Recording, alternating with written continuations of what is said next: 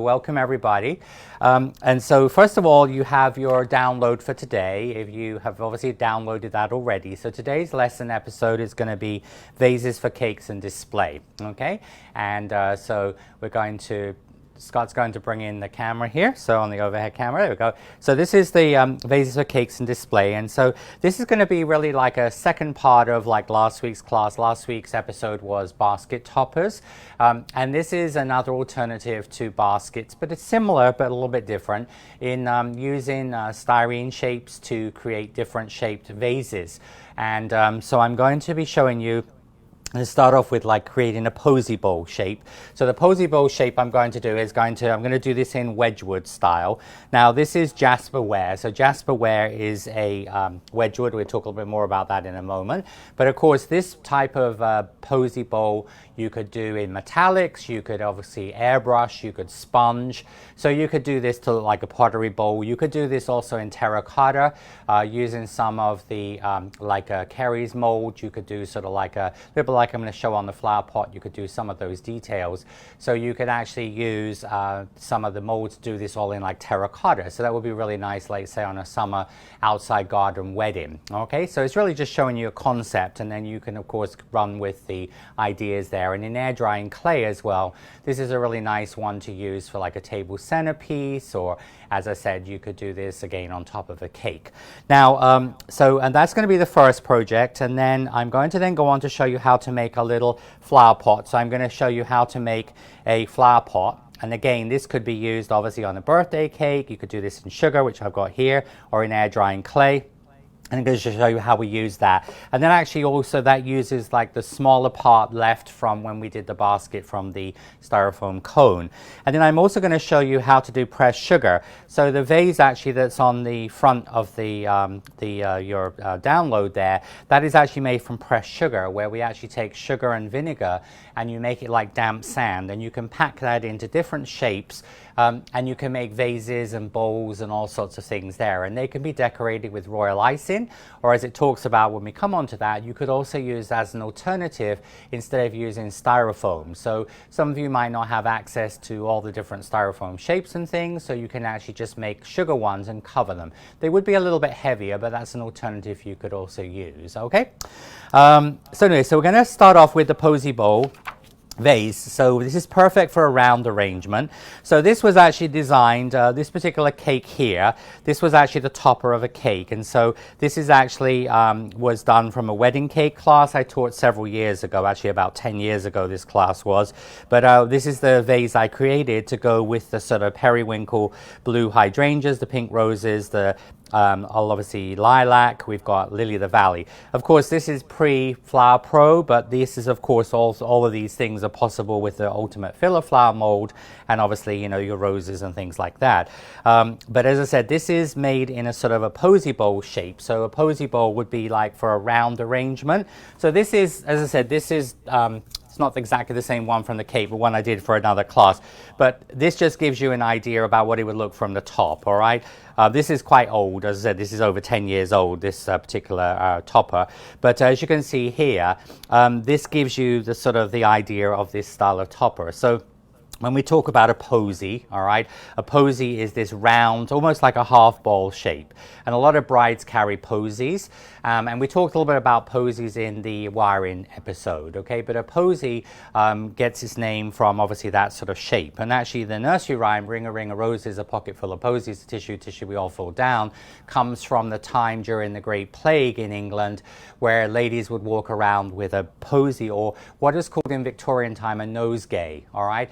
And it got its name nosegay because gay is like nice and smells nice, and nose, it came obviously from the plague. The actual nosegay got its name from, obviously it was fragrant. Obviously not having been in alive at that time, I would imagine that the smell wasn't very pleasant. So the thing is that the ladies would walk around with these sort of posies of flowers. And so, as I said, sort of nosegay, posy, that all comes from Victorian times, and actually through the plague and things. But as you can see here, this shows the topper. So when you're creating that, basically you're going to be doing that in like, everything will be in 4s or in 8s. So, you know, I've got like 4 full roses here, and I have one mid-size rose, and then I have obviously 4 clumps of hydrangeas, I have 4 lilac, I have 4 lily of the valley. I also have, as I said, some lily of the valley down here as well. So basically when the students made this, they made everything in sort of 4s or 8s, and of course one mid-rose as a center part. After the video, I will take some photographs of the head down on that, so you've just got that for reference, all right? But it just gives you a little bit of an idea about what a posy, or as I said, nosegay looks like, okay? So anyway, so we're going to do this, we're going to use similar technique to that we used last week, in that we're going to use styrofoam ball sizes are approximate. So I'm using a 96 millimeter, or about 3 3/4 to 4 inch styrofoam ball. It depends, like, you know, those of you here in the US, when you go into Michael's, Joann's, Hobby Lobby, they all use different manufacturers. So sometimes it will say 4 inch, sometimes it will be 3 3/8 or whatever. But anyway, it's just approximately about a 96 to 100 millimeter, 3 3/4 to 4 inch size ball. And then what you're going to do is very similar to the way we did this last week, and I've already done this, and I think most of you have obviously already watched. So you're just going to use a serrated knife. So you're going to cut the end off of the ball, okay? So you're just going to slice off just a little piece off the ball, okay? And then you're going to then measure 65 millimeters, all right? 2 1/4 inches, okay? So you're going to do, as I said, about 2 1/4 inches, about 65 millimeters. So you're going to measure with your tape measure, and you're going to do that all the way around. You're going to cut that. So you see, we're not cutting this in half, because we actually want this to be a little bit more than half, all right? Now, of course, once you've seen this concept, you could change the size of the balls you use, and also the depth of the vase as well. You might want to make it a little bit deeper. You may want to make it a little bit more shallow. All right, so this is actually the piece we're going to use for the main part of the vase or posy bowl. And then you repeat with a 76 millimeter one. So then what I've done here is, this is basically a 3 inch ball. So again, what I've done there is cut the end off, and then I've just measured there. As I said on that one, you've measured here about 30 millimeters, or about 1 1/4 inches. All right, so about 1 1/4 or 30 millimeters you're going to measure here. So this is what we're going to use for the 2 parts of the posy bowl, all right? Now just try and get your cuts even, but the thing is, don't worry too much if the top is not perfect, because that will be evened up when we put the strip and things around it, okay? Now just remember, styrofoam has a habit of, obviously, you get these little particles, so just, you know, sometimes work on paper, so you can just obviously get rid of that, because you don't really want to get that into your, especially with paste, with sugar paste and fondant, you don't want to get that into there. All right, now, so once you've cut that, we're then going to take 170 grams, which is 6 ounces of rolled fondant, or if you're using air drying clay, about 60 grams. And then for Wedgwood Jasper color, see the next section. So on the next section there, it's got the Jasperware. So Jasperware, this is Jasperware, so, all right, so this is Wedgwood Jasperware, all right, and this is the color I've made to match this, all right. Now, when I make this is unfortunately a little bit of a, you have to play around a little bit. When I make this in classes, because I've used this when I teach some of my like cookie classes, I've done like Jasperware. You can see I've done like Jasperware cookies. So these are some ones with cherubs on, and as I said, Cameo, the Katy Sue Cameo.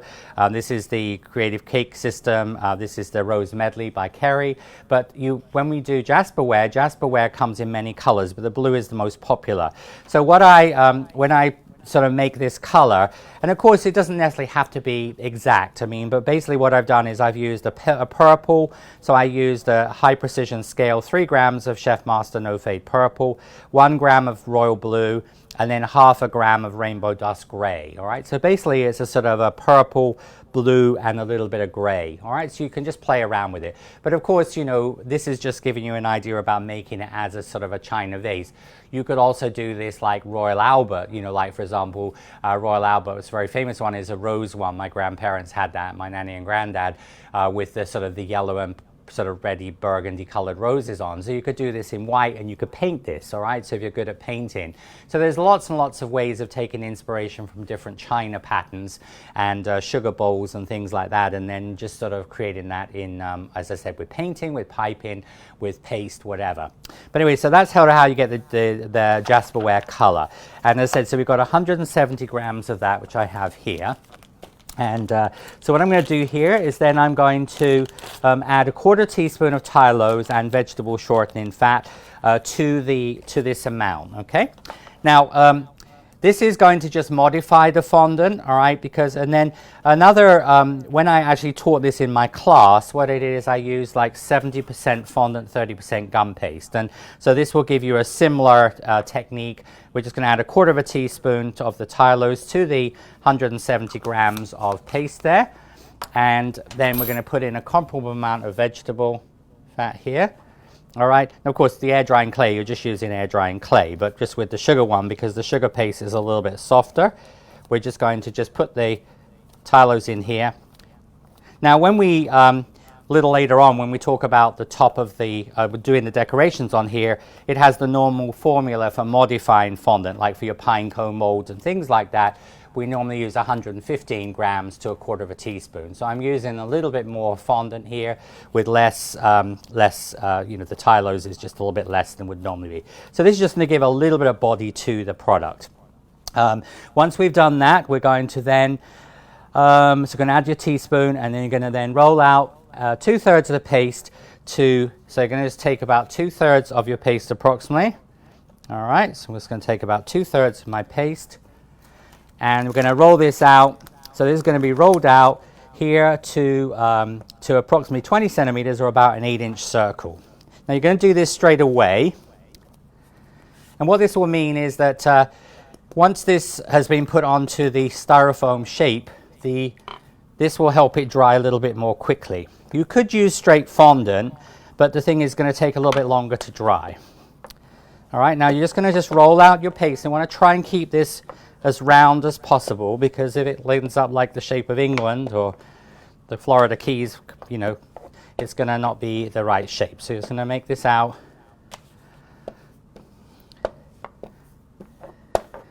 And see, I'm just stretching this. So you just hold your rolling pin and you're just actually stretching out with your rolling pin here.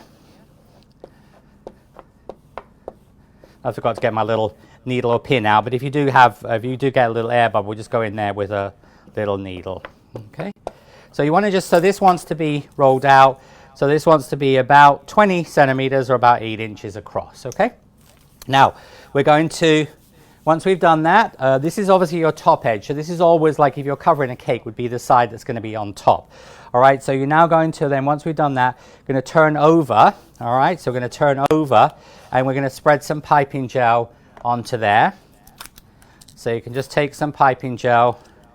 It's going to put some piping gel onto here. I'm going to put a little bit of piping gel. Now you can also use corn syrup. All right, you could even use, like for this, you could even use honey as well. I mean, it's basically something that's sticky. But edible glue, the reason why I'm not using edible glue here is edible glue is going to be a little bit more watery. So you want something that's got a little bit of body to it. You see, I'm just going to use my little flexi scraper. Now I've been using this flexi scraper for a lot of different projects, and it's wonderful for smoothing ganache, for fondant work and stuff like that. So those of you who do cakes, this is really an excellent little product to put your ganache on, or your buttercream, and do different things. Okay, just keep that clean. So then what we're going to do is now we're going to then cover over the largest part of the styrofoam, making sure not to get pleats. So we're going to take your largest part of your styrofoam. Now you can actually just put that onto, like I've got a little silicone mat, I've got a little like ramekin. So you can just put this on the top here, like so. Okay, just make sure that your hands are, dry those, there we go. And then just going to use your, because we don't want to get any pleats on here, see? So you see what I'm doing here is I'm just sort of, you see how I'm just opening this up? I'm just sort of opening up the paste. This would be the same with your air drying clay. Now again, with your air drying clay, just be careful that you don't get, sorry, I've got a little tiny, now if you do get a little pleat there, don't worry too much about it, because you'll be able to sort of smooth it out. And if you do get a little tear, all right, but just roll out your paste. And as I said, if you roll it out to the size you need, that should be give you the right amount. Okay, so just gonna smooth this down. You just need to just work your pleats down. These are going to, the top edge is going to be covered anyway, so don't worry too much about that. All right, and then what you do is you're just going to take this and you're just going to push your paste just like this, all right? So you're making almost like a wonton. And then you're going to use your little scraper, all right? Now this is just where you're, of course, like with air drying clay, I would suggest using your white glue where we use the piping gel. But just try and get rid of like any little particles you have. Of course, if you're using white styrofoam, you're not going to notice those anyway. Okay. And then you can just use your little, so we're going to use this like a little smoother. Okay. So you can actually just hold that with your cosmetic sponge. And you see, this is wonderful. So as I said, I've been using this on a lot of my different things I've been doing with covering cakes. But it's wonderful as a sort of a fondant smoother for ganache and all sorts of things. So you can use this for, as I said, as a smoother. So I'm just going to go around your edge here. There we go. So this is going to give me so this will be the sort of the main part of the vase, all right? So I'm just going to put that to one side. Okay, and then once you've done that, you're going to then take the remaining 1/3. So what I'm going to do is I'm just going to leave this part here. And so I'm going to just take really like the other piece, which is fresh. Because we'll use this for sticking the vase together and things like that. All right, so now we're going to then do the same with the remaining 1/3. So then this is going to be rolled out to about 14 centimeters, about 5.5 inches. And repeat the process on the base, okay? So again, we're just going to put a little bit of cornstarch down. Just going to roll this out. But remember, once you roll, you know, when you are rolling out paste, just like when you're doing pie dough or pastry, you're going to sort of roll this out, but you're going to then just going to use your rolling pin like this. You're just going to go back and forward like this, you see? So I'm not letting, and what that does, it stretches it out but keeps it even in size. All right, so it's going to make this, so it's going to give us a big enough piece here. So you see this wants to be about, this one wants to be about 14 centimeters, about 5.5 inches, okay? So remember, I'm just using my little ruler like I did the other day, but because this is your rolled side, this is your smooth side. And the other thing is of course, a lot of people use a fondant smoother like this to polish their fondant. But the thing is, you can, of course, when you use this technique, it will do the same thing. It gives you an even thickness there. Okay. All right, so we're going to turn this over. And again, we're going to put a little bit of piping gel. You can also use, you know, if you've got your piping gel in a squeeze like this, you can just put a little bit of piping gel onto there. Just drizzle that on. But corn syrup, remember, works well. Honey, like in my, you know, when I teach in Asia, they don't generally use piping gel. If you get a little bit too much, you put it back in the pot. So I use in Asia and in some of the places I teach, like in India, when I'm teaching a lot of pastry schools and things, I use nappage. So nappage is actually like a glaze you'd use for a fruit tart, like a strawberry or raspberry tart. So basically, it's all sort of similar. Piping gel, corn syrup, you know, honey, nappage. They're all sort of going to give you the same sort of thing, and they're going to make it stick. And so then when we do this part here, so then we're going to roll that out, and then you're going to then repeat the process on the base, okay? So you're going to now take the base part here. So again, just showing you that again. This is just usually the easiest way to do this, all right? So that you, and then remember, you're going to get a little bit of stickiness on your hand. So just going to just take your, and then you can just get rid of the little creases on here. So you see how I'm just opening this up, just bringing this down like this. All right, and then once you get that sort of down towards the bottom, remember at this point here, you need to then take your, try and get rid of those little crumbs, okay? Now turn this over. So remember, you're just going to bring this all up onto the top so it doesn't fall down. Okay, like this. And then you're going to just trim off your excess, okay? All right. And again, we're going to just take your, so using your little smoother,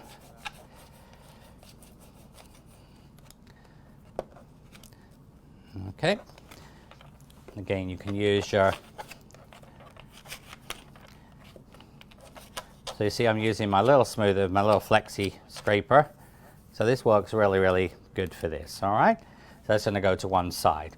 So now what we're going to do is going to take the paste that's left. All right, so just going to take the paste that's left, just going to combine that together.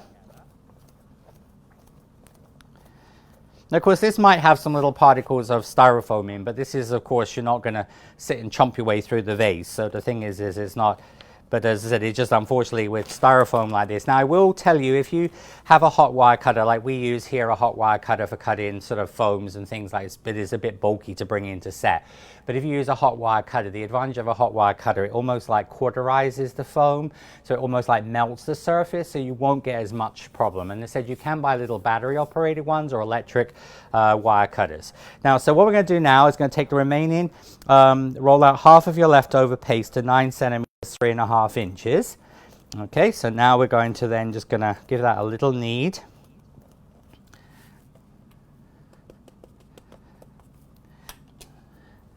So what I'm doing here is I'm sealing the base of this, all right? So I'm going to seal the base of it. So this wants to be about 3.5 inches, 9 centimeters.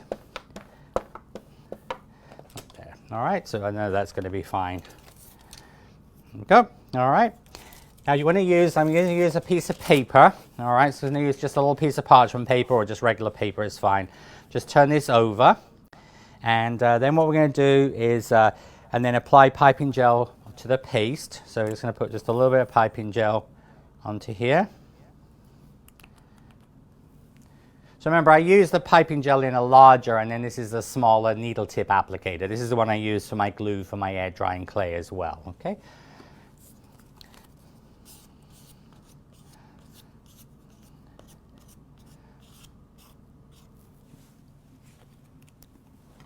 Okay, now, so what we're going to do now is, so we're going to place the base on top and trim the edge to seal the base using a 6-inch, 15 centimeter skewer pressed in a little to stop it sliding around. So I'm going to use, this is just a 15 centimeter 6-inch kebab skewer.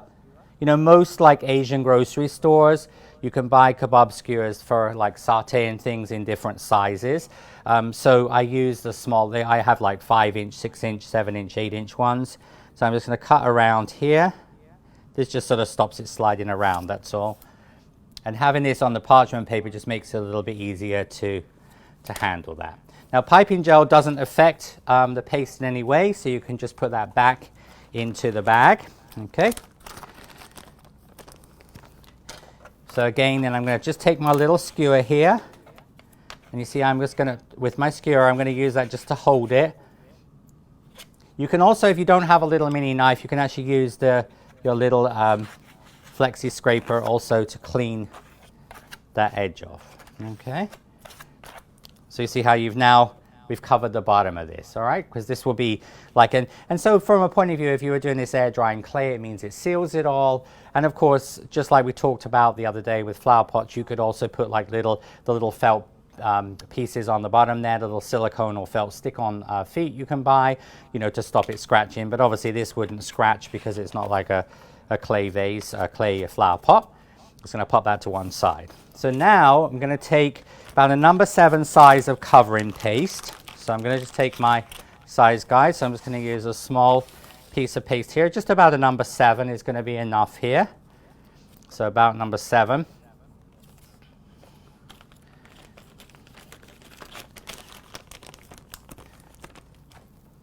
And then I'm going to take a little bit of piping gel. So we're going to then mix some piping gel into this. For air drying clay ADC, use water or glue. So you could either just use a little bit of water or a little bit of glue into your air drying clay.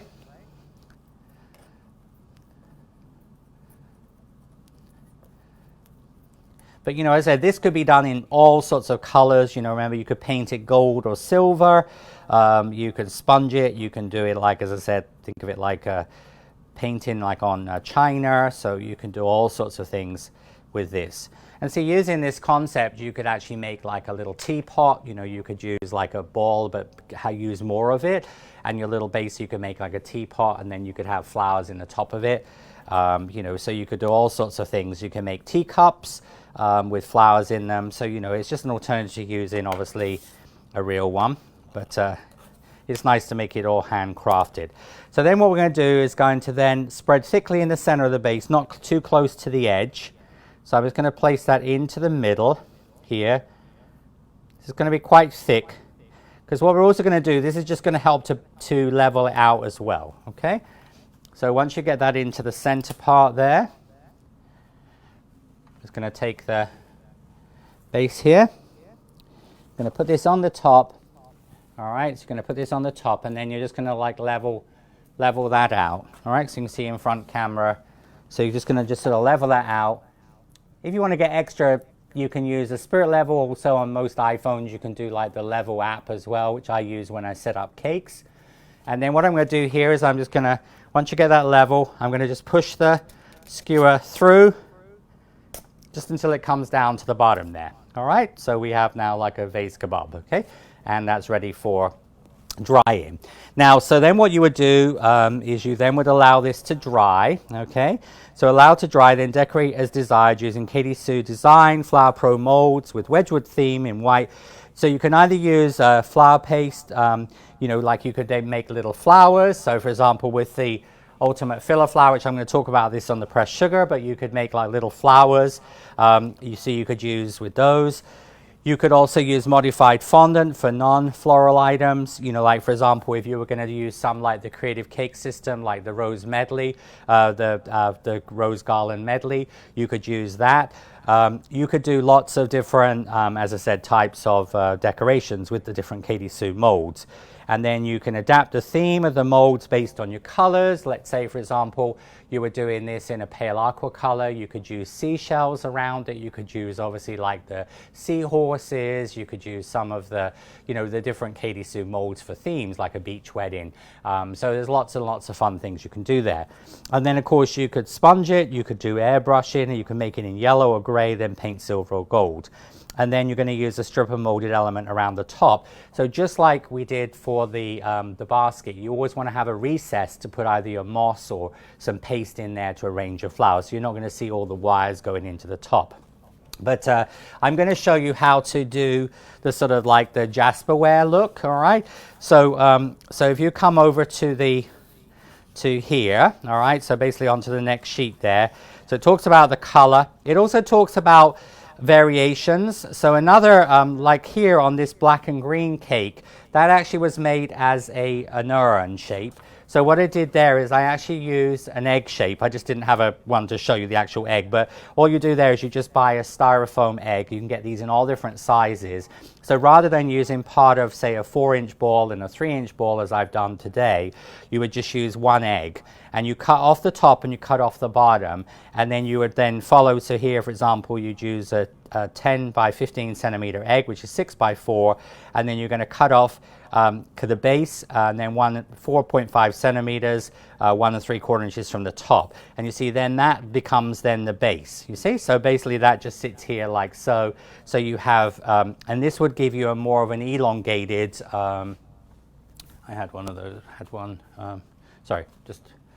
I'll find it in a second. I've got that base, but it just gives you it just gives you a taller base, all right? So it's just gonna, whereas the Posy bowl is more squat, this would give you more of an urn shape, okay? So for certain things, like for certain designs, this gives you more depth, and especially if you have flowers that are like long stem flowers, you know, this gives you a little bit more depth to be able to insert the flowers in, all right? So anyway, so that's obviously like if you were using, if you were doing that. And then, for also other things you can do is you can use obviously like styrofoam blocks, bricks and rounds to create decorative planters. So, you know, again, using, for example, the wood grain effect, you could do like a planter with succulents in it. You know, you can use little round ones as like for planters. You could do like a window box type of effect. Like Chrissy, our design team, did with the succulents in. You know, these are also like, these are things you can buy pre-made. These are actually dummy cupcakes. So these actually could be used for the base of a vase. All right, so you can mix and match things. But you can play around with parts from your cones. So like, for example, you could use, this is part for your cone, and you see then this is like a dummy cupcake, so you have a vase, you see? So there are things you can mix pre-cut items, and then obviously things you can buy in different shapes. All right, so that will give you that part there. Now, So that gives you various decorations. When you make the decorations, you're going to either modify fondant, all right, by mixing 115 grams of white sugar paste rolled fondant with 1/4 teaspoon of Tylose and 1/4 teaspoon of vegetable shortening, or alternatively you can use 50-50 paste. This would be for a sugar one, where you use equal parts flour gum paste and sugar paste, all right? So you could either take your like Tylose homemade paste or commercial gum paste, flour paste, and mix it with commercial rolled fondant or sugar paste, all right? So that's, so when you're generally working with molds, for example, things like the lace or pearls or that, you're normally either going to use 50-50 or modified fondant. So when we do this week we've got another little bundle, which is going to include this is the lace mold, all right, this is the lace I used, and this is the Cameo, and these both fit in really nicely with that Wedgwood, as I said, Wedgwood theme. So we do have these as a bundle offer on the shop, all right. So this is very similar to last week when I showed you the rope on the basket, all right. So this has got the large, medium, and small, all right. And so this would be the same way as we would do the medium rope, all right. This is going to be the size sausage we're going to mold, which is, remember, a poly dowel size, all right. So that's what I've used for this rope. Now this mold is quite thick, all right. So what I found is as you'll see when I do this, I lay the sausage of paste in there, and then I push the paste into the points with my Dresden tool. So overall it's not going to be quite as heavy looking. So we're actually making a little bit thinner on the tips here and a little bit thicker there. Now this is my paste. So I've already modified this, all right. So this has already been modified. So this is, as I said, I've pre-modified this. So this is the 115 grams of the fondant or sugar paste, and then 1/4 teaspoon of Tylose, 1/4 teaspoon of vegetable shortening. Now here, you can make this and leave this and use it whenever you need to. When you're covering the vase, all right, so when you're covering the vase, I generally add the Tylose and then cover it straight away if you're doing a sugar one, because it's going to have the same sort of softness that normal paste will. But what it means is because of the Tylose added to the blue paste there, the air is going to start to dry that, and it will sort of, it will dry more quickly. So this is a number 13 size, so just like I showed you with the modified brown from the basket. So this is pretty much the same technique, all right. We're going to take this, and then I'm going to roll this into a sausage. So we're going to use a number 13, and then use the poly dowel as with the basket episode for the medium rope. So just roll this to the basic sort of approximate size you need it. Now this is not an infinity edge mold, so you could, but it's a little difficult to line this up. So generally I do this just in sections, but because the fact of the way this is made, it just joins really, really easily. All right, so you're just going to take your paste here, a little bit skinny. There we go.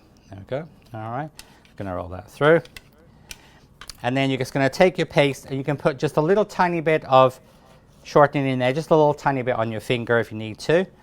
All right, and then what I'm going to do here is going to take my cosmetic sponge. You see, and I'm just going to press in with the cosmetic sponge. It's going to give you a little bit longer than you need. All right.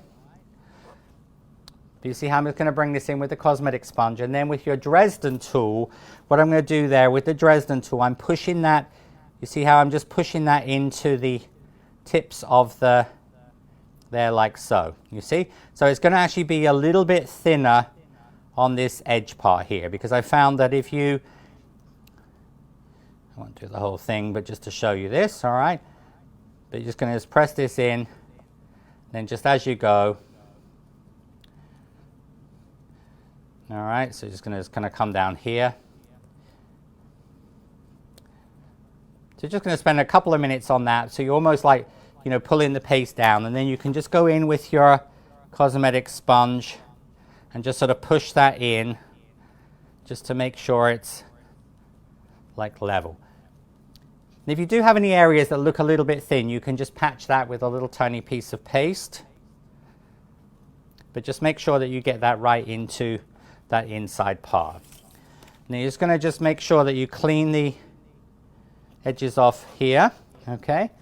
And then again, you're just going to turn this over. So whenever you're removing things from a mold, the way I always do this, just turn this over like this, and I just use my thumb on top. So I just press my thumb on top like that. So you see this will come out from the mold. By doing that, you're not going to stretch and distort the paste, all right? But you see, this is going to give you this really beautiful, could we come in a little tighter, Scott? Come in? Yes, just a little bit, thank you.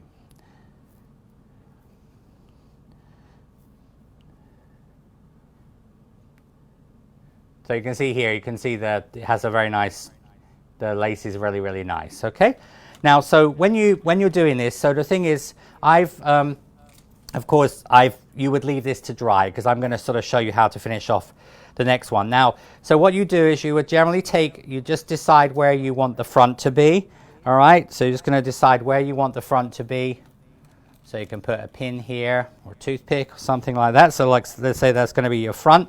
So you know that is your front. So what we would do there is you would take your strip here and then you would put piping gel onto this, okay? So you just would put some piping gel, just some little dots of piping gel along here.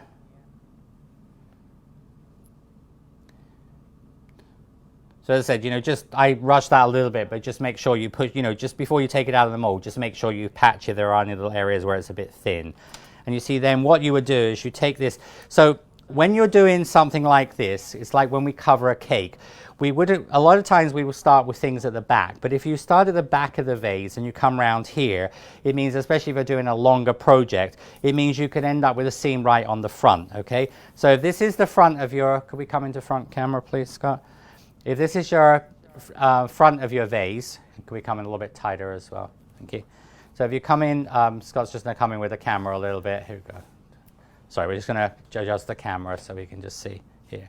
All right, so you see what you do is, so you take your strip here. So if this is the front, then you'd actually put this onto the front like this, you see? So it will come around here. So what it will then do is you're just going to put this on, with your cosmetic sponge like that. But what it actually means is then you have at the back here, then you repeat that, and then you can fill in the back part, but that ultimately will be the back, okay? Because it just, as I said, if you really have a defined front and back, you want to make sure you don't have a seam right at the front. So you see right at the front there would be where ultimately it's going to look the best. So you just fill this off. And of course, when you do that, you might luck out and it will be exactly the length you need. But if not, you can just trim a little bit off of each end, all right? So that's sort of how you would do that part of the vase. We can readjust the camera now, thanks. All right, so you would do this around the bottom, all right, and you'd also do this around the top.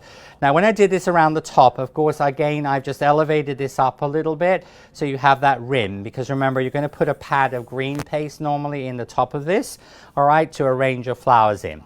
And so you do that around the bottom and you do that around the top. And then, of course, where you have the seam, there, I've just used some white royal icing and I've just filled that in with some white royal icing. Okay, now I'm going to show you now how to use the Cameo mold, and then you're also now going to use the Cameo mold, and so you would then also add a small rope using a kebab bamboo skewer around the middle of the vase. So here I'm using, actually, this is the mold we used last week, all right, in my basket episode.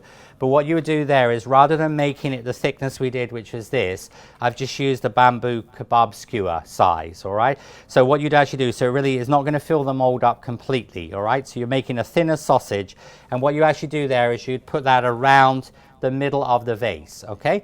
Now, easiest way to do that, again, is just to do this when you're doing this onto the cake. You're going to do that on the side. So the easiest way to do there is just to sort of, you just would literally put your vase on the side and you're just going to put your sausage around and push it in with your cosmetic sponge. And I just added a little knot there. So on that rope mold, which we didn't use, you're just going to fill that up with paste and just trim off the excess to put like a little knot there, okay? So that would be how you'd use, and then for the Cameo, when we actually do the Cameo here, I'm going to use the Katy Sue Cameo mold. So this is, obviously gives you a beautiful Cameo. Now, Katy Sue have several molds that would work well for Wedgwood. This is another one. If you were doing more of an urn type of vase, this is a beautiful one here.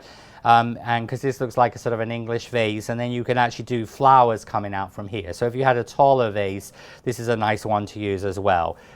So that one is, that's called the pots and urns silicone mold, right? Remember, that's not on the club shot because I'm not actually using it, but just showing you some of the things you may already have, okay? But when we do the Cameo, this also has a frame. I'm not using the frame just because I don't have such a big area, but I'm using just the Cameo. But these are really lovely to make brooches with. In air drying clay, you could actually make handmade brooches from those. So when we make the Cameo, we're going to measure a number 6 size ball of paste. Okay, so we're going to take a number 6 and press into the figure part of the Cameo. So we're going to use, again, just going to take just a little tiny bit of vegetable shortening here. We're going to take a number 6. But this is how you do two-tone effect, all right? So when you're doing some of the Katy Sue molds, this is how we actually do that sort of two-tone concept, all right? So just going to put a little bit of cornstarch onto that, and I'm just going to press this into the, so I'm actually pressing this into the head part here, and then I'm going to press this into the bottom. I'm going to use just my little Dresden tool here, just to push this in. All right, so what we're doing here is we're filling. Now this is not going to fill it up level because if you're familiar with Cameos, you know, it almost has a translucent effect because a lot of times they're out of like shell and things like that, mother of pearl and things. So you don't want to make it sort of too. So I'm not actually filling it to the top. So that's why I found a number 6 works really well. But just make sure you stay within the, so you've actually filled up the white here, okay? Could we come in a little tighter, Scott, please? Thank you. I'm going to put a little bit of, excuse me, let's get my brush here, a little bit of glue. So I'm just going to take a little tiny bit of glue here. So then you're going to put just a little bit of piping gel, just lightly. Now what this means, this is going to make it stick. Now of course air drying clay you don't have to do anything, but I just put a little tiny bit of piping gel. You could use edible glue there as well, just to make the Cameo sticky. And then we're going to take some of your blue. So we're just going to then measure off, then we need a number 7 size of the blue or whatever color you want to make your Cameo in. All right, so it's going to be number 7 of blue.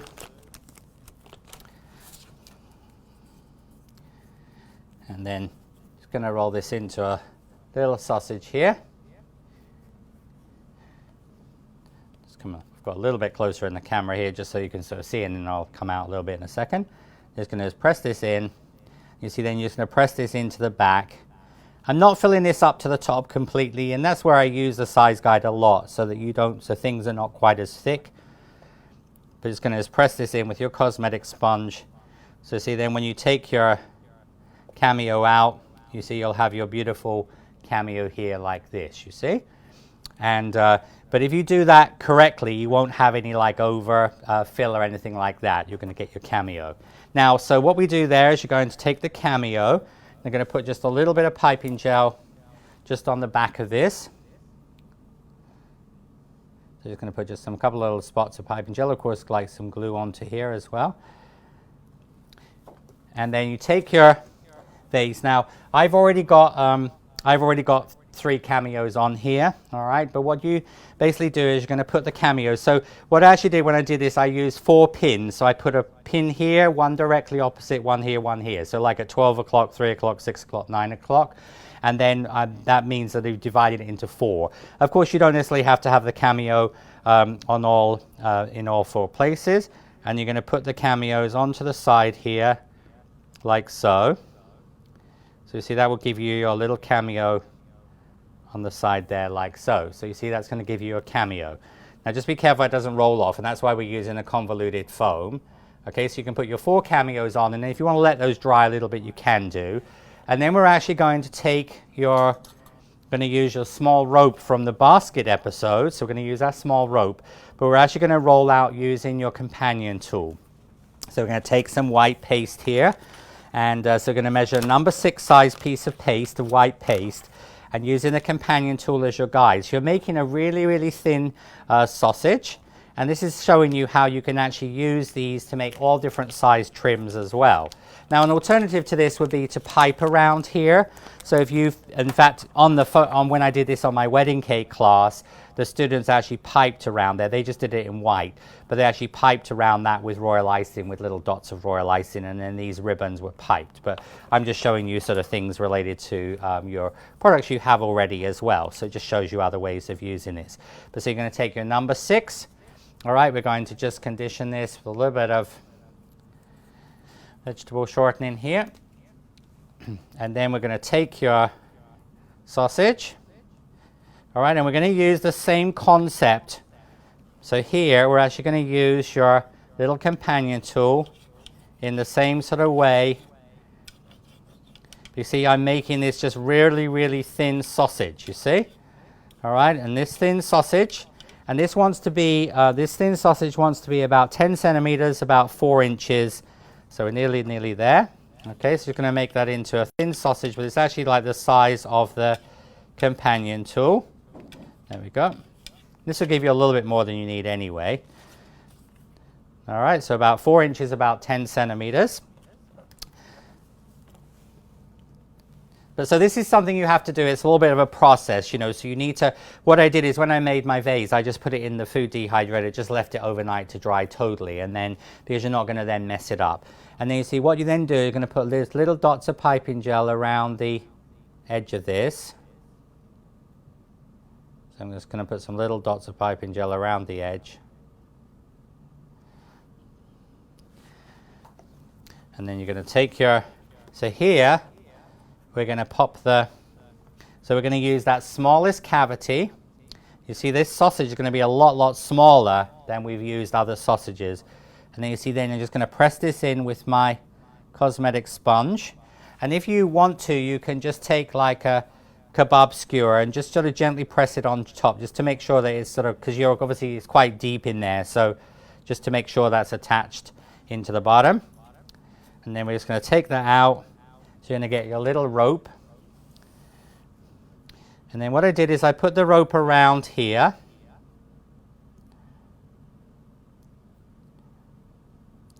All right, so just want to just have it so it comes to the bottom. And then what I'm actually going to do is I'm going to use my, you see how you've got the rope, you've got the little lines of the rope. So I'm actually going to use that as a guide. So I'm actually, rather than cut it in straight, I'm just going to actually cut at an angle.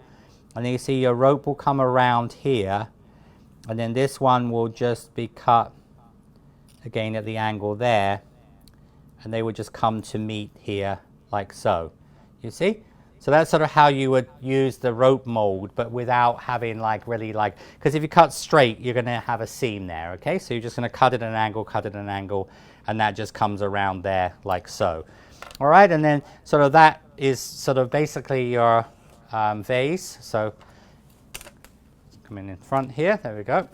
So you can see here, you've got your vase here. So of course this could be then, you know, everything is, and then you would, again, just like I showed you on the basket, when you're ready to then arrange your flowers into here, what you would do is you take your green paste, all right? So you take your green fondant, you put your green fondant on the top, and then what you'd actually do is then texture it, all right? But if you're gonna put this onto a cake, just like I showed on the basket, what you can actually do there is you can push your skewer through here, all right? Then you put it on top of the cake. So I'm just gonna use this as an example. You put it onto a piece of styrofoam or whatever, go in about 2 inches into there, cut that off, okay? So cut that off with your scissors, and then you do your moss on the top. And then just like I showed you the other day on the basket, it then means you could literally take this off of the styrofoam, the little spike will go into the cake, and then when it comes off the cake, it'll go back in here for delivery.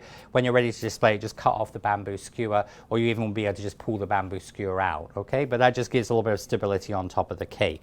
So that is how we would do the vase. And, you know, it's a really beautiful way to display your, as I said, your sugar flowers or your air drying clay flowers, and of course making this all in air drying clay. But also it means if you're doing this for a gift for somebody, you could actually use their favorite china pattern for the actual vase, you know, and as I said, you can do lots of fun things in addition with that as well. So that is how we would do the vase, all right? So next I'm going to move on to show you, next the flower pot, all right? So flower pot, so what I've actually done here is, the flower pot I'm showing you is actually made from the next part up from with our topiary, all right? There's also the little small piece on the top. So when you're doing the topiary shape, the cone shape, this is what we use for the basket topper, and then this is the next part up, all right? So that's what I'm using for this. But of course you can make a bigger flower pot or you can make a smaller flower pot as well. But flower pots are really useful. Now, you can also do this as a cake, all right? Now, a regular flower pot, when you buy a flower pot, a new flower pot, all right, you can obviously bake these in the oven. That will sterilize them. So you wash them, you sterilize them by baking them in the oven. And then what you would need to do is you need to line the flower pot with parchment paper. So those of you familiar with when you line for making a fruit cake, you do a round circle and a strip of paper with little tabs on it. And you'd line that with parchment paper. You then bake your cake in the flower pot. You can buy online glazed flower pots, which actually are glazed on the inside, where people make bread in them. So they actually make like bread in flower pots. So you could do that. Alternatively, you of course could also just cut out, make a sort of a square cake, cut it in with rounds, and then just sculpt, just using a sharp serrated knife, sculpt it into a flower pot shape. But a lot of people make flower pots. In my one of my early books, this was actually my third book that I wrote, Sugar Flowers from Around the World. But in here, this is actually, I made this for the photo shoot, and this was actually a real cake. So I actually made that as a sponge cake, and what I actually did there is I baked the cake in a terracotta flower pot with parchment paper inside, and I then used the terracotta colored sugar paste. I used chocolate cookie crumbs for the dirt, and then I made African violets. And a funny story, my grandmother and grandfather came to stay. I was actually in Australia at the time on this book tour. My grandparents came to stay, and I had this in my house, and they actually watered it because they thought it was a house plant. They were watering my other plants, so when they came back it was all melted and awful looking. But that actually is and that's a really fun way to do a cake for somebody, because if you made this actually little flower pot like this as a cake, that's a perfect size cake. Somebody in the office or a neighbor or friend or get well or whatever, you just make a little cake like this, and then you put a little straw in there, and you just put like your little pansy or air drying clay or sugar pansy or any of those flowers that would grow in a flower pot. It's a really, really fun way to do just like a little cake for somebody, where you actually make a cake flower pot and then you cover it with fondant. And as I said, like here in the United States and in the UK, you can get them now, Oreo cookies, which are a chocolate cookie with like white buttercream inside them. You can buy boxes of just Oreo cookie crumbs, or you can also just scrape out the buttercream and crush them like you would for a chocolate base for a cheesecake, and use that as the dirt, okay? Now, as far as the flower pot, so we're going to use obviously I'm using here the top parts from episode 20, and I've cut this to 6 centimeters, 2.25 inches tall. I take 130 grams, 4.5 ounces of rolled fondant, or 40 grams of air drying clay, and you're going to use this in a terracotta color, which I have here. So terracotta, I just used some brown and some orange, so I've made this like a terracotta clay color. Of course, you can also, like if you're good with an airbrush, you could of course airbrush this as well, but I've just made this in the 130 grams. So we're going to roll out a quarter of the paste, then spread with a little piping gel, okay? So just going to roll this out. And so then I'm going to just take a quarter of this. So it's going to take about a quarter of that piece there. Now this one is going to be a little bit different because I'm going to do the bottom first, okay? Now this is just straight fondant. I haven't put any of the tilers in here because usually you don't need this. But if your fondant still feels soft, you can do, okay? We will add a little bit of Tylose powder for the rim, but I'm just using, because if this was done on a cake, you would just use this straight paste, all right? Because it's going to stay softer to obviously be able to eat. All right, so you're going to roll this out, and then you're going to, once we've done that, going to roll this out like so, okay? Going to roll this out. And so you're going to roll out a quarter of the paste, then spread with a little piping gel, and for air drying clay, use glue. Press the narrow end of the cone and cut around. So again, you can do this onto your piece of paper, and you can put a little bit of piping gel onto here. Just what I want to show you how I do is how I do the sort of the top of this. Okay. And then I'm going to just take my narrow end of this, I'm going to put this in. So this is going to seal it. Remember, you can use your little scraper here. But as I said, those of you that do cakes and that, this is really great for all sorts of applications. So I'm just going to trim that off just a little bit.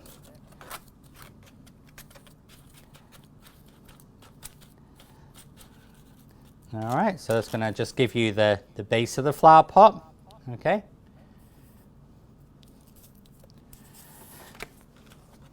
All right, then once we've done that, we're going to roll out a quarter. Then you're going to roll out more paste and trim the bottom and right-hand side. So you're just going to take the basically remaining paste you can take, just so you've got plenty here. So this is very similar to the way we did the basket, all right? So just going to roll this into a sausage here. So of course you can measure with your when you're doing your flower pot, because you're going to do these can be done of course in different sizes here. So just going to measure approximate length that we need the paste to be about 9 inches, about 23 centimeters. All right, you could do that with a ruler, or you can use like a piece of as I said, string.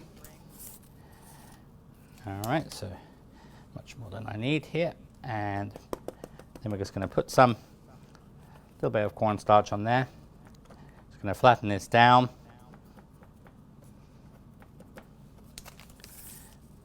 So this is really just like a smaller version. And of course, if you're doing a smaller basket as well, this would really be like the way you would do it. So I'm using just here a smaller rolling pin, but just like I showed you when we did the, I'm going to roll this out. Now the thing to remember with, when you're working with styrofoam, because styrofoam is got texture on it, you're generally not going to make the paste too thin, okay? And again, see how I'm just going to go rolling back and forward like this. Okay, now remember, just make sure that this is, obviously this is two and a half inches tall, okay, so just make sure it's tall enough. And again, you're going to just cut so then we're going to take so roll out, then you're going to trim the bottom and right hand side. So it's going to cut the bottom here. Right hand side here. I'm just going to flip this over onto your piece of fun foam or your paper here. I'm just going to use it on the board, but just like I showed you last week, you can do that. And then going to put some piping gel onto here.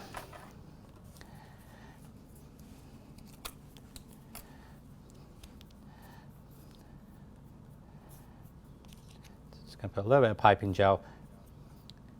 Now, the reason why we don't use egg white here is because, you know, egg white or edible glue doesn't really have a lot of body to it. So you generally need something, as I said, that's sticky with the styrofoam. And, you know, some people use, when they do cake dummies, they use like vegetable fat or like shortening. So that's good like for basic styrofoam shape. So if you were covering, for example, like this to make like a square planter, you could actually just use vegetable shortening on your paste, right? On a cake dummy, this is like smooth. It's actually styrene, which is smooth. And styrofoam, which is what I'm using, that's a little bit more, you know, sort of crunchy and textured. So that's the one you need to use something a little bit stickier on, okay? All right, so then we're going to take, so again, just going to go roll from the bottom here. Now, just like we did last week, because you're working here, just going to roll around here. Just going to just trim the excess paste here. And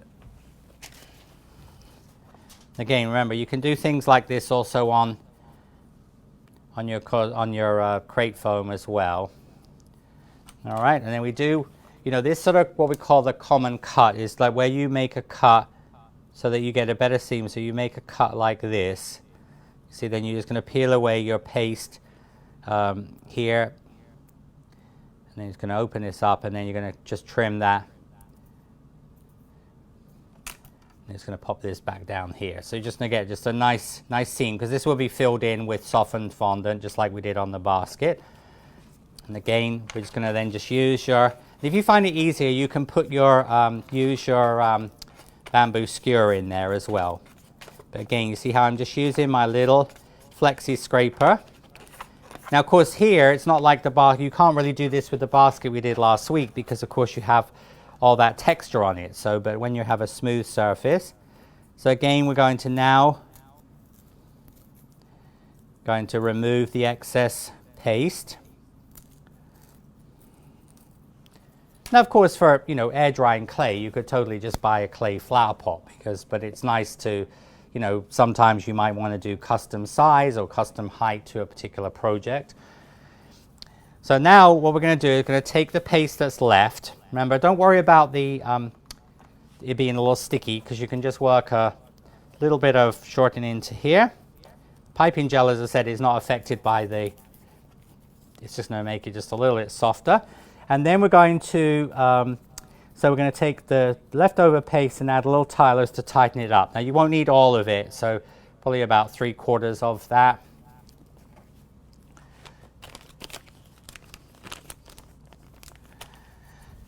And then what we're going to do is just going to add a little tylose to this just to tighten it up. And that is because when we do the rim of the flower pot, we want to have, you know, we're tightening it up with a little bit of tylose, so that basically what happens is that the pot will, the lid will become won't be too soft looking. So here, you're just going to literally just add your tylose.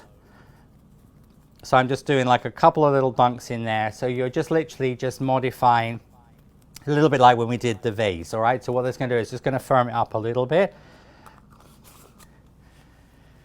And then remember, you need to just, you know, using your ruler, you're just going to measure around to see how long that needs to be. All right, so remember this is obviously a little bit thickened, so we needed about 10 inches, about 26 centimeters now.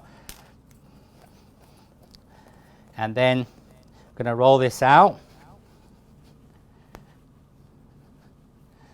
All right, so I'm just going to make this long enough for the project. And I'm just going to then, a little bit of corn flour down here. Just going to flatten this down a little bit here, like this. I'm just going to roll this out. Now I want this fairly thick because this is going to be the rim of the flower pot. All right, so this doesn't want to be too thin, okay? Because you want it like thicker here for the edge. You could use like number 1 on the pasta machine, but I'm just rolling this out, as I said, just freehand, okay? But just make sure it's long enough. Now, when you cut this, of course, you could use a ruler, all right? In Sugarcraft, we use this product here. This is called a multi-ribbon cutter. Now, this is an FMM product, so it's something we sell on our website here for those of you in the US. Obviously, you can use your 20% off from the sale as well. In the UK, the FMM products are available in most Sugarcraft online stores. It's called a multi-ribbon cutter, and you can adjust this from really, really thin to a maximum of 5 centimeters wide. It's great for ribbons, and you can also do like rickrack or, you know, with the ribbon with the scalloped edges. And you also have little stitch wheels. So when you're doing, like, for example, like leather straps, for say a purse cake, you can actually use that clipped on, or you can clip that onto the little plain disc, and you'll get little stitches, all right? So when you do, like, for example, a sewing basket cake, so I'm just gonna bring this into camera here. Okay, this is fairly old here, but you can see here on this sewing basket cake, but you can see here some of the ribbons, and then, like, for example, the ribbon, the rickrack, which is like the green ribbon or the pink ribbon you see here, that's just done with the scalloped edge. So you can use it. So it's really good for like trim, and then you can see like on the purple ribbons there, you can see those little tiny stitches. All right, so that's using that particular product, okay? And so we're going to use this. And so when I normally do this, what I found, especially if you're doing this on a longer scale, if you just put like a little tiny bit of vegetable fat down, what that does, it stops it rolling up onto the rollers, okay? And then you're just going to just cut this down. So it's just going to come down here. So it should have been a little tiny bit wider there, but that'll be fine.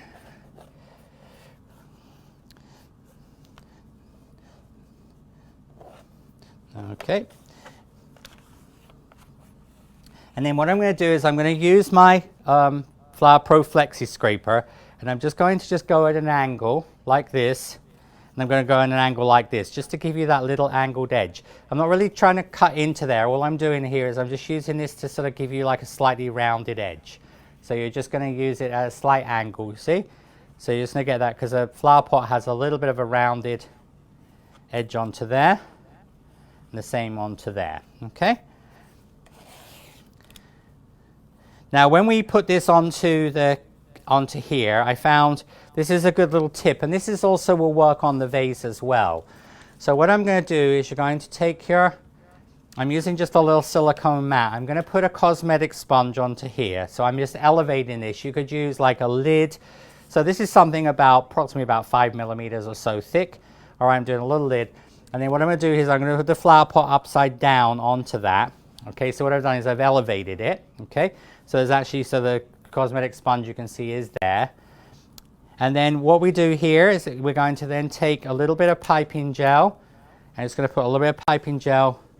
So I'm just going to put a little bit of piping gel. So you're going to just put the piping gel around the, so you're going to brush a little piping gel around the base of the pot. So you can just brush, or you can use like but you can also use like your brush. So I'm just going to do that around the very, very bottom of the pot with the piping gel.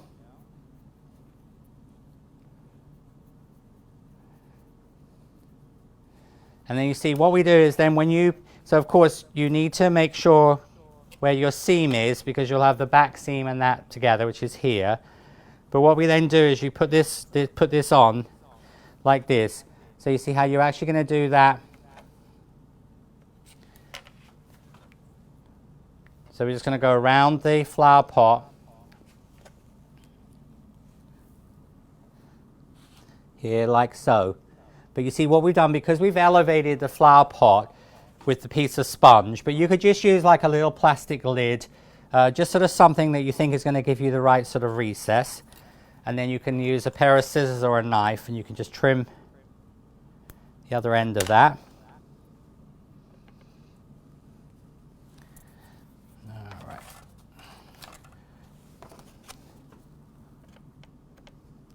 So just make sure that that's attached.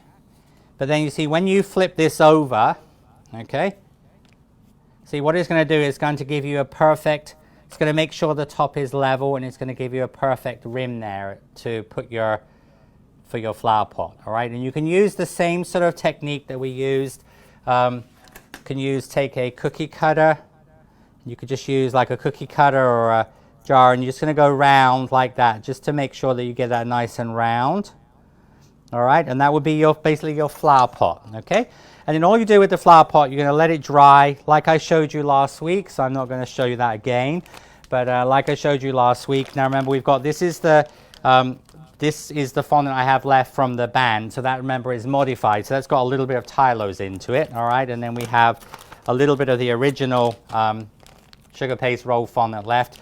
So you're just going to add a little bit of water to that, and you just will fill in the seam at the back. And then you can do, of course, you can use the paste. I've just used the brown version of what I showed last week in green. So I've just used my, as I said, green brown fondant in there, textured it with your calla lily. I then added the little bit of brown with some vodka just to paint that to look like dirt. Alternatively, you could also use, if you're doing this in air drying clay, you could put some glue in there. You could sprinkle some sand in there, some colored sand, and then that could be used for, like, say, a succulent. If you're doing a succulent or, you know, cacti or something like that, which would be fun to do, you could do that as an alternative. So actually in your photograph there, you can see in the photograph that's actually like green sand, okay? It's like a pot filler. But, and then when you finish the flower pot, you would just, once we've done that as the basket topper, you then dust with orange-brown mixture to give some shading, and then you light these steam, okay? So what you can do there is you can actually just put that, and I've just put a little bit of brown, and then you're just going to very, very lightly steam it, and it will just give it that, like, natural look. I wouldn't put spray lacquer on it because to make it too shiny, but if you dust it with a little bit of brown, like almost like highlights, a little bit of brown and orange, and you just steam it, and then obviously just leave it to dry. That would be how you'd make a little flower pot, but that would be really adorable. You know, when you get time to make your pansies, you could put a little pansy in there. It would be a really nice one to use, all right? So that is how you would use do the little flower pot. All right, and just remember, if you have any questions, you just put those in the thread. Anything you didn't understand or anything, but just remember that I haven't been so specific. I mean, I've given you the amount of paste for that next size up on your from your basket, but of course if you're doing flower pots in different sizes, once you've done them a couple of times, you'll get to know how much paste you would need. Now I'm going to finish off by showing you how to make, and then also the other thing wanted to mention is you can also use like some of the Katy Sue molds. Scott, could I just ask you a question? Could you bring me over the cookies, the terracotta pot cookie with the rose garland on? Now it does talk in there about, just going to show you on a cookie, but like using, for example, Kerry's creative cake system, you can use, for example, like the garland, the rose garland one, that can be used for the, so I'm just going to show you here. Thank you, that's great. So you see, this is a cookie. So this was actually from Cookie Con. So I did like an English tote garden theme. But here you see I've done actually like a flower pot. This is made with a basket cookie cutter, and then I'd use a paler terracotta color. And then what I actually did, this is one of Kerry's molds. So the paste you made the rim from, which has got the tilos on, you could use that in the Creative Cake System Rose Medley, and then you could actually attach those to you could do say 3 or 4 of those around your flower pot, and that would give you a flower pot that sort of a lot of, especially the Italian flower pots often have like fleur-de-lis on in France, or you'd have that sort of ornate plaster work. So you could actually apply those to the side of the flower pot as well. So you could make that quite decorative, okay? So it talks about that ideas there, bas relief, and then you could use mixed sugar with colored dust, or you could use obviously like you could use vase filler or sand for cacti and succulents, okay? So if you're making succulents and things, that's a really fun one to do. Now, the last one to finish up with for today's episode is going to be to show you how to do pressed sugar. So pressed sugar is, here in the United States and in some countries at Easter time, we do a lot of like sugar Easter eggs, where basically same concept, you fill an egg-shaped mold up, and then what you actually do is you let it dry a little bit, then you scoop it out, and you make a shell, and then you cut off the ends of them, and they make panoramic sugar eggs. So if you do a search on the Google and put in panoramic sugar eggs, you'll see, and they have little scenes inside them. So I've done those a lot. Now, typically when most people do sugar eggs, all right, they're going to use sugar, just regular table sugar, granulated sugar, and then they're going to use, some people use like fresh egg white, some people use meringue powder, some people just use water. Now I use vinegar, all right, so vinegar wouldn't be good to eat, like if you were making sugar eggs for Easter to eat, because obviously it wouldn't taste good, but I use vinegar especially when I do white pressed sugar, so that it stays white, because if you use egg white or you use meringue powder, it's going to go a little bit off white. So in pastry, so like at the French pastry school, when my students do the vase, so actually the vase I'm showing you here is from one of the projects I do with my students. So when they do the pressed sugar vase, they use the sugar and white vinegar, and the white vinegar will keep this really white, all right? But as I said, but some people that do panoramic sugar eggs obviously use other alternative methods. And water I've never found works well, because water almost dissolves it. But as I said, some people use fresh egg whites, some use pasteurized egg whites, some people use meringue powder and water, like making an egg white solution and adding it to the sugar, but it will go yellow. Now, very, very easy recipe, all right? So recipe is on here. So for pressed sugar, you take 250 grams of white granulated table sugar, 9 grams of white vinegar, okay? So we're going to just take my scale here. Now I've already scaled my sugar off, all right? So generally when I'm scaling sugar, I would just put a bowl on, zero it out, then I just put in my 250 grams of sugar. So I've already got that. So I'm just going to zero that out. All right, and then we're going to take your vinegar. So I'm going to use here, so this is just white vinegar. Now, if you want to do colored sugar, all right, like for example, you wanted to do pink vase, you wanted to do, I'm actually going to show you a gray vase in a minute. You could just put your gel color or your food color and just put it into the vinegar, all right? So you just put a couple of drops, you could use powder colors, gel colors, give it a shake, all right? and then you're going to, as I said, so you're going to basically make a colored vinegar, okay? With powder, you could add powder into your sugar, all right? But generally when you're using gel colors, I would dissolve those in the vinegar. Now, so what we're going to do here is going to add 9 grams of sugar. So you're going to add vinegar with a spray bottle to get an accurate amount, okay? So what I'm actually going to do here is, now you want to do this in a zip top bag, okay? Because as you'll see, and so literally you're just going to start to just spray the vinegar into your Ziploc bag here. Now really this is very much like making a sandcastle on the beach, all right? What it's going to do is going to, but as I said, the vinegar will keep the, here are so 9 grams of vinegar, okay? This is just like white vinegar, okay? It's out the way. So then what we're going to do is you're going to then just going to shake this. Just going to work this through the vinegar through here. Now of course this is just sugar, okay? Because you know you couldn't put, I don't think air drying clay would work on top of this, but this would be more for those of you that do cakes or things. It's a nice way just to sort of an alternative to make a vase. And what's really nice, you know, when we talked about in our coloring episode, you could add like luster dusts into here.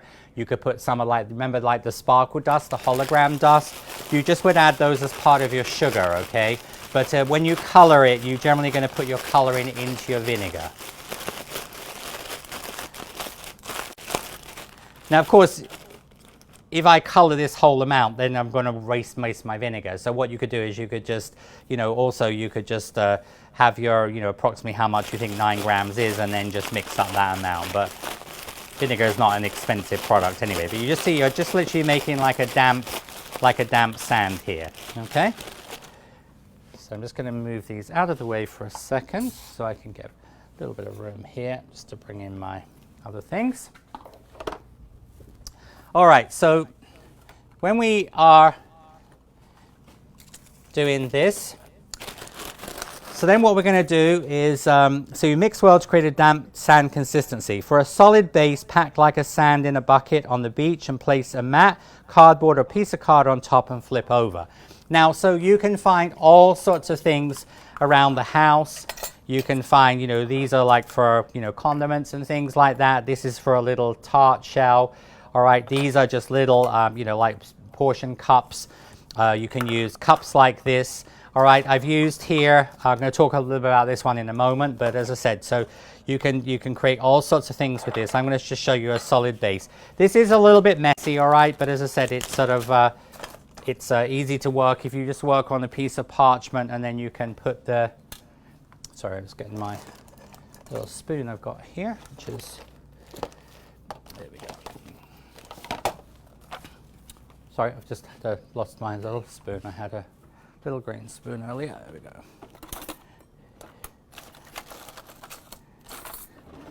All right, so you can use, like, for example, just like a spoon, okay? And then what you're going to do here, now you don't have to do anything to this, but what you want to do is as you start putting the sugar in, you want to pack this down like you would sand, okay? Now another way you can do that is you can also use, like, for example, like this is the bottom of a little shot glass, something like that. You're just going to sort of pack this in.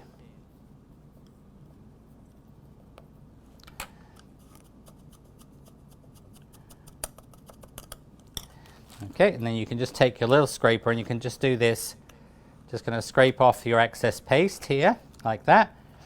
You want to just keep this in the bag, okay, because that will stop it drying out. And when you're not using it, you're just going to keep it. And this will keep for several weeks, all right? So you can keep this pretty much indefinite.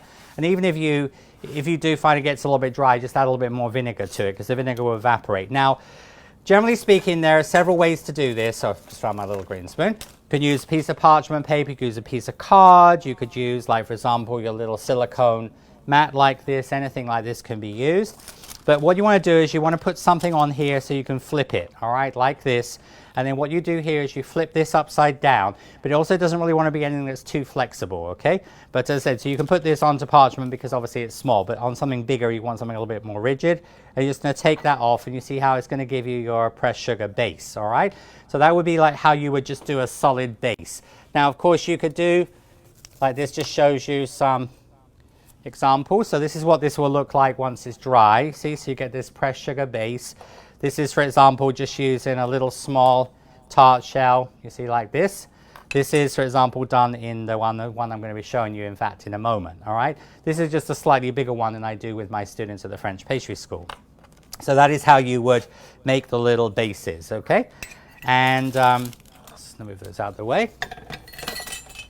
So then, next option you have is that then when you, for a vase top where one central wire or wires will go in, repeat step 4, but then before flipping over, insert a large stick or dowel, then place a piece of straw or poly dowel into the cavity and continue as solid base. I'm just going to show you this on the one here. Now, when you do the on the cone shape, I use 25 grams or a number 13 ball of fondant pressed into a paper snow cone. So what I've done is I've used the shaved ice or the snow cone we're going to talk about next week. I just used the number 13 piece of fondant. I just pushed it into the mold. And I used my rolling pin to press that in. All right, and then what I'm doing, because these are paper, they're not very sort of stable, I've just used another couple of paper cones to secure that. And just put it in a cup. And then what you would do there is you would take your, again, you're going to use that same concept. And as I said, you can of course work on a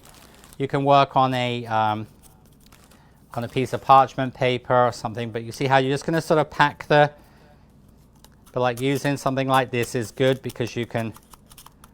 Now when my students at the French pastry school, when they do this, it's just part of their wedding cake they just do a spray with a single wire, okay? So they're actually, which you can actually see in the photograph on the first page. So this is actually shows you the spray that they do here, all right? So it's actually a spray with gardenias and callies and orchids, but it's wired together in a crescent shape where it has one single stem, okay? Or if you were going to use, I'm going to actually show you on the finished one, I'm going to show you using our air drying clay spray. Now, of course, you can do these with sugar, and then, of course, you could do a sugar vase and then use air drying clay flowers, just like you could do a sugar flower pot and then you could do an air drying clay. But this is also where some of you are a little bit, apprehensive about using air drying clay flowers onto a cake. This is a perfect way to do it because your flowers are just separate from the cake. You see, it's a self-contained arrangement. And then you're just going to just scrape away your excess paste here, like so. All right. And then what I've done here is I'm going to use a sort of a stick. This is a stick here. I'm just going to go into the middle of this. Just going to wiggle that. You can just put that in a little cup or something to hold it. And then you can use, now here you can use, depending on how big. Now, so for example, if you were doing a larger arrangement of flowers or a bigger vase, you could use, something like this size, make your hole, and then this is like a bubble tea straw, okay?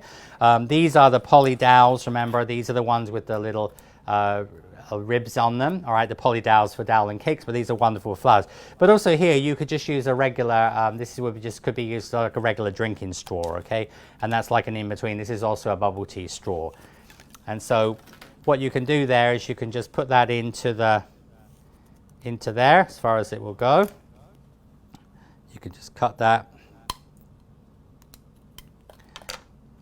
All right.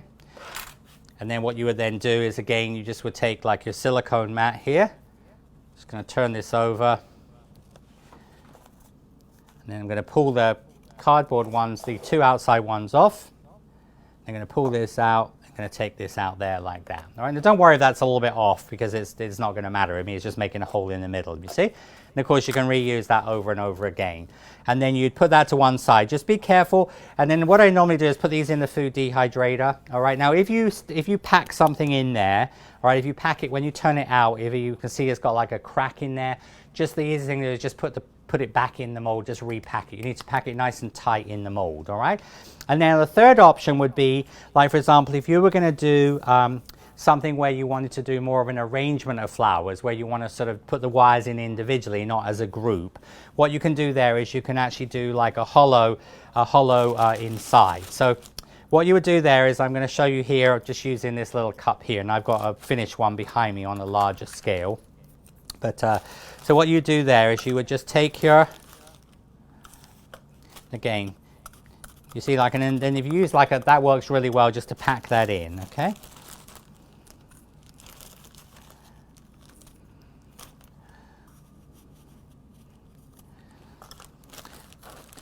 Okay, and then what I'm going to do here, I want to just sort of put the sugar around the side. Now with when we do sugar eggs, normally what you do, most people when they make sugar eggs, normally they like make the solid egg, and then they tip it out and you dry it for maybe like an hour, 90 minutes, so the outside shell of the egg dries. Then you turn it back over, you put it back in the plastic mold or the mold you've used, and you scoop out the damp sugar, and you can reuse that. But when I make toppers, I do it a little bit differently, in that I'm going to take, so I'm going to use something small in the inside, all right? So it could be like something, so I'm just going to scoop out a little bit more sugar because I don't need quite as much here. Right, so you could take, this would be your inside vessel. So this means this is going to be the sort of the size of, and then if this was a little bit deep, you know, because these are just like disposable things, you could actually just cut this down. I'm just going to show you here. So you could cut this down to the depth you needed it. Because if you were just arranging like little daisies or whatever, so it really depends a little bit on the size of the flower, because remember, when you're arranging sugar flowers, you need to have enough depth here. But so you see how I'm going to take that, so I can put a little bit more sugar in there, like that. And I'm going to put this, the important thing is this needs to be level with the top. All right, so it needs to be level with the top here, like this. You're just going to just scoop your sugar. Don't worry if some goes into the little container here, because it's going to just be used as a,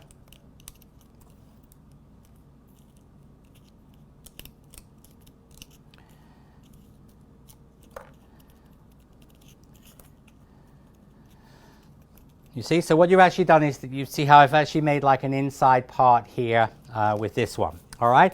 And so then what you would do there on this one, you're going to then, where it talks about that on the, then for hollowed out vase, pack the chosen shape with sugar, turn out onto cardboard and let dry until the surface seems dry. And then you're going to then put back in the mold and then scoop out with a melon boiler or a small spoon. So that's one way you can do it. And then what you would then do is you fill the cavity with corn flour, cornstarch, all right? So one way to do it would be just literally to do it full, all right? Which, as she said, you do it full like that. So if you were doing the, that's the one that I just made here, all right? So just to show you on this one. So as I said, so one option is you could take this and then like you'd leave this to dry a little bit so the outside dries. Then you go back into here, all right? Then what you would do is you'd scoop this out. And a lot of times I use like a melon boiler. Now you can reuse this, soft, because this is still going to be soft, you see. So then you could scoop this out. So this is one option. So see, you could actually make like a Posy bowl. So if you use like a sugar bowl, so you could actually make a, so you see how you scoop this out. But generally you want to let the outside really dry. And you see then what you do here is you then take some corn flour. So take, sorry, which is here, there we go. So you're going to take your corn flour, cornstarch, and then what you do here is you fill this up.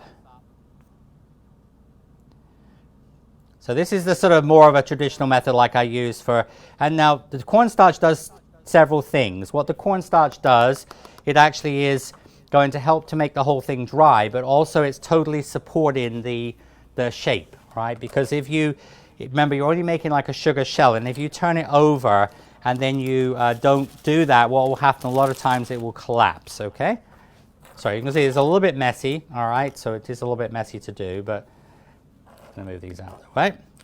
All right, and so then what you would do is then you'd put this back on here, turn this over, and you see then you let that dry, okay? So then what that means is this is just showing a little actually the cup one here. All right, so this is dry. So you see then what you do is turn it back over, and then all you then do is you can reuse the corn flour here. So you can just put your corn flour back into your container here, like that. All right, and then what you would then do is you're just going to just brush out the excess corn flour. And you just spend a little bit of time on that. So see how you've made an open cavity. And then what we would do is then you would take that and you would then fill that with, when you're ready to put your flowers in, you're then going to just fill that with your paste, all right? Going to fill it with sugar paste. And then that will end up being the what you stick the flowers into. And of course you could decorate this as well, which I'm going to bring in my sample ones over here, just so you can see what these look like. But anyway, so that would be sort of how you would do the little, this part here, okay? So that would be how you would do the, and then alternatively, all right, so alternatively a smaller container can be positioned in the top level, and then once flipped over, you can flip upside down, and then you can remove the container. So obviously using this method, you just would flip that because it's got a little container inside, flip it upside down, that's going to support it, let it dry, then you just take the container out, or you can keep the container in there. Because once this is actually dry, you could actually just then fill this up.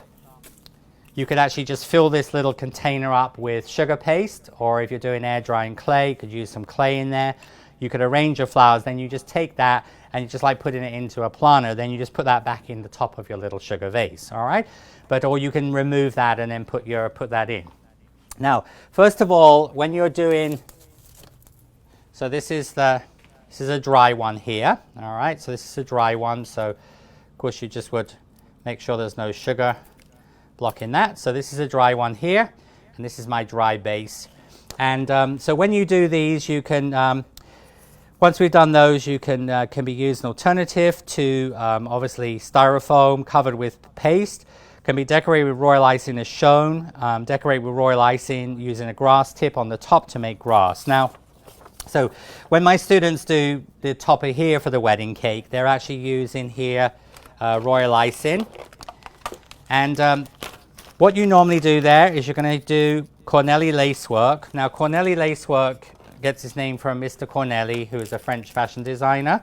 And so Corneli lacework is technique we use on cake where we do almost like a W and an M shape, like this. It's like a W and an M.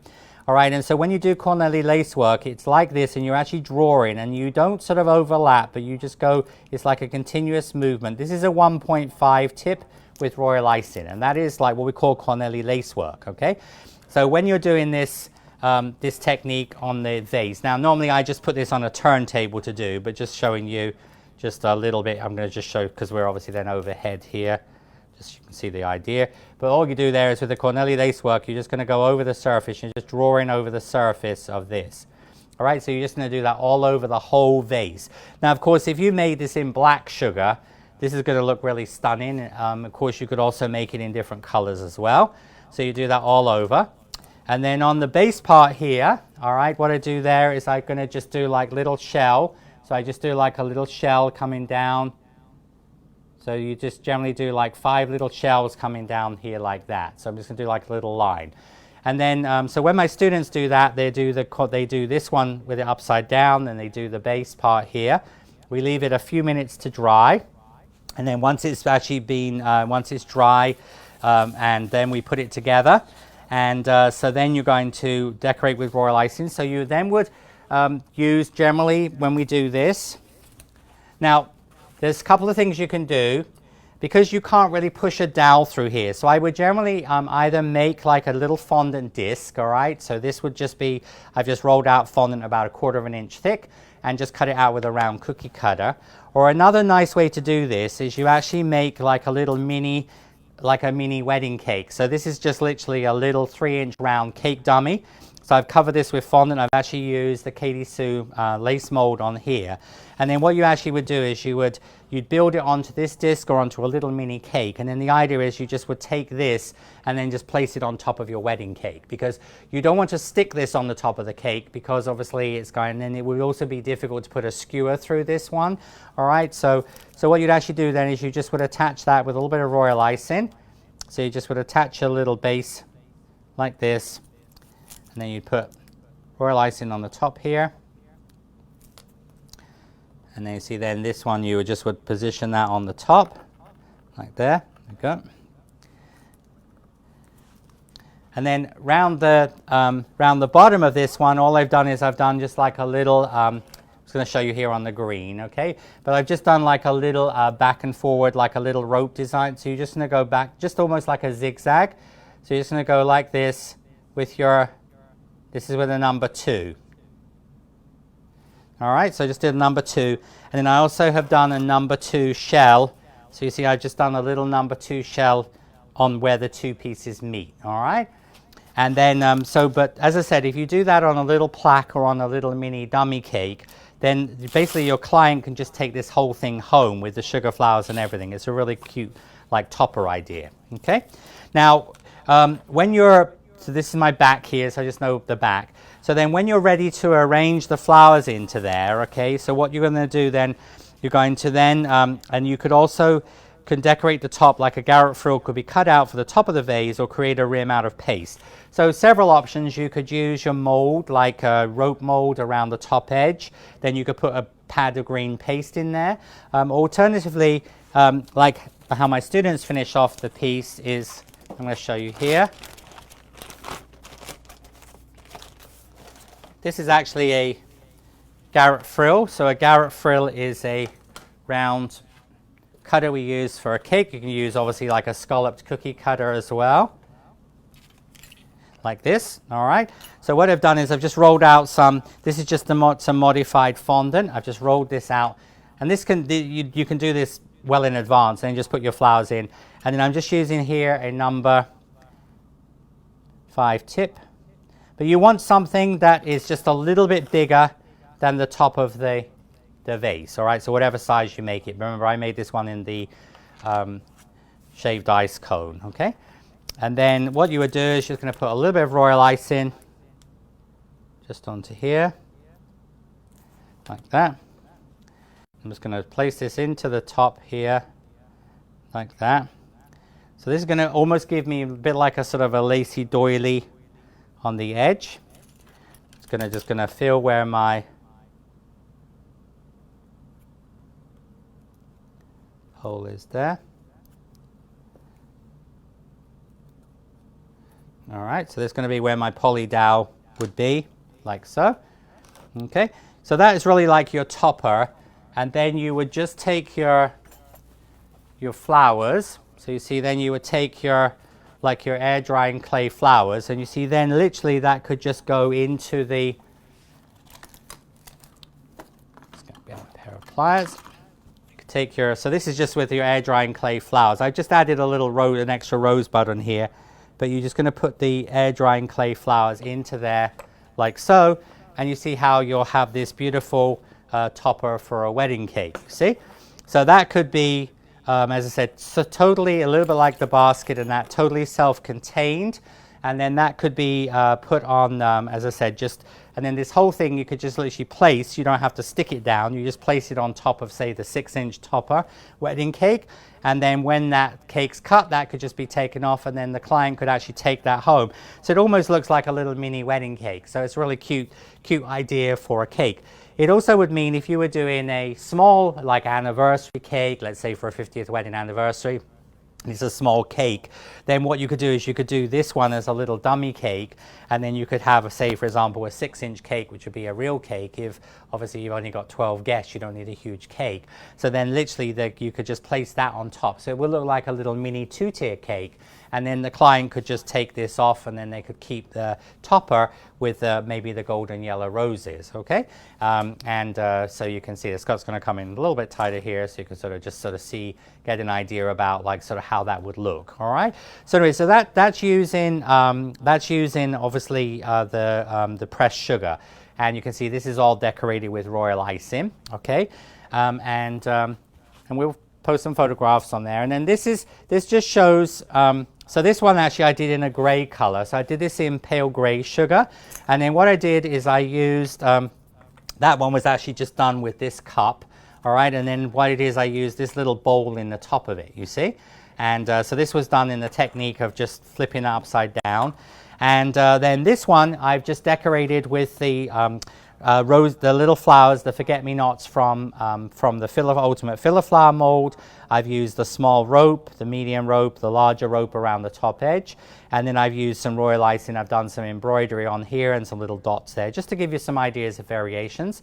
So then when you come to arrange the flowers in there, just like in the basket or the Posy bowl, when you're ready to arrange the flowers in there, you then just would fill that up with fondant with sugar paste. Of course, you could do that in green, or you could do white and then a green piece on top.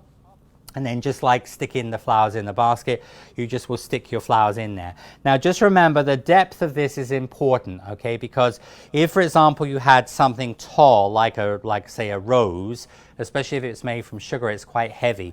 You need to go down deeper into there, okay? So that's where sometimes you use the scoop out method, or sometimes you use a container. But if you're doing regular size flowers and of course air drying clay is lightweight, so it's not such a problem with weight distribution, because you can't obviously push the wires in further than that. Literally, as I said, you can just fill that up. Or alternatively, looks like I explained, you could actually just fill this up with sugar paste, put some green on the top, arrange your flowers in there, and then you could take that, and then that could just actually sit back into the little cavity that you have in the top of it. Okay? And so that's, as I said, giving you some ideas on pressed sugar. But pressed sugar is really fun because you can do contemporary shapes. You can do, like, for example, vases, can do like cubes. So just make one little hole in there if you're doing a modern wedding cake, modern arrangement. But remember, pressed sugar is really not suitable to use, for example, covering with air drying clay, or putting on, say, a table, or using as a gift idea, because of course if it gets damp it would just dissolve. But for a cake topper, it's a fun idea, and it gives you options, because as I said, you can use cups and bowls and sugar bowls and all different things you have around the house as shapes. So it does give you a little bit more option. It's not quite as limited as the Styrofoam. Okay? So anyway, I hope everybody has obviously enjoyed today's episode, obviously showing you the different alternatives on Posy bowls. So a couple of things. Remember, with the basket competition, so we do have a basket competition. That is going to be, the closing date of that is Wednesday, July 22nd. All right, so you have about 3 weeks to work on that. And so I'll announce the winners on Thursday, July 23rd. We have, remember, there are 2 categories. We have air drying clay, or we have sugar. So just make sure that when you post, all right, just post it on the platform, on the Facebook group. Just paste where you're from, all right, what it's made from, sugar or air drying clay, plus also the 3 Katy Sue, Flower Pro, NL, Creative Cake System, Sugar Button mold you would like, okay? Because obviously the winner for the air drying clay and for the sugar will each get, as I said, 3 Katy Sue, any of the molds you'd like for, as I said, for your prize, all right? And remember, Monday and Thursday, so next week is Lysianthus, as I said, 2-part class, master class. So Monday we're making the flower centers, the flower petals, the buds, and the leaves, and then next Thursday finishing off calyxes, coloring, and as I said, finishing off of that. Remember, you have the Lysianthus class checkout list, so that's got all the things if you're wanting to have a go at making that, after the class or sometime next week, and then after the second part can finish that off. And so you've got all of the supply list there of what you would need to make the Lysianthus, all right? And remember, that's all that information. If you do have any questions, don't hesitate to ask, all right? And those of you here in the US, happy 4th of July, and have a safe holiday weekend with family and friends. Remember to wear your masks, okay? And but anyway, stay safe, everybody.